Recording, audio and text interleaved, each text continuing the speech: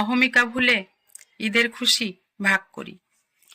ঈদ শুধু নতুন পোশাক, সুস্বাদু খাবার বা আনন্দের দিন নয়।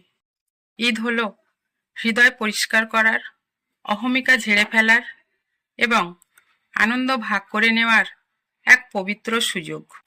কিন্তু দুঃখের বিষয়, অনেক সময় কিছু মানুষ নিজেদের অহংকার, রাগ, অভিমানকে এত বড় করে তোলে যে ঈদের প্রকৃত আনন্দটাই ম্লান হয়ে যায়। ঈদের দিনে একবার ভেবে দেখুন, নিজের অহমিকার কারণে কি কারো মন ভেঙেছে? নিজের নীরবতা কি কাউকে কষ্ট দিয়েছে? ঈদ আমাদের শেখায় ক্ষমা করতে, ভালো ব্যবহার করতে। ভুল সবারই হয়, ভুল হলে ক্ষমা চাইতে লজ্জা নেই। অহমিকা ভেঙে যখন কেউ কাউকে সালাম জানায়, খোঁজ নেয় বা আগ বাড়িয়ে সহানুভূতি দেখায়, তখন শুধু সম্পর্কই নয়, তার নিজের মনও হালকা হয়ে যায়।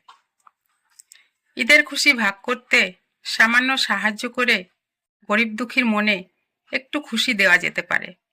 তাদের মুখের হাসির বিনিময়ে মনের শান্তি পাওয়া যায়।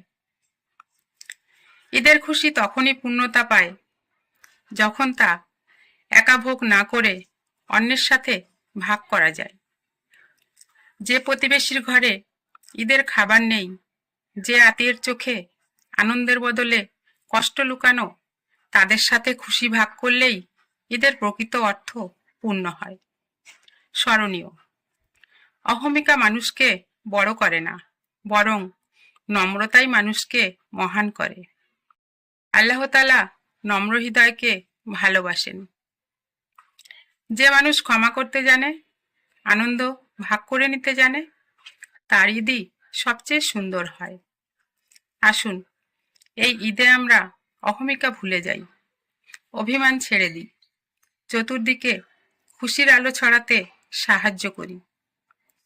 ঈদের আসল সৌন্দর্য আত্মার পরিশুদ্ধতায়, আর সেই পরিশুদ্ধতা আসে একে অপরের সাথে খুশি ভাগ করে নেওয়ার মধ্য দিয়েই। ঈদ মুবারক। আল্লাহ আমাদের সবাইকে ক্ষমাশীল, নম্র, দানশীল, উদার হৃদয়ের মানুষ হতে সাহায্য করুন।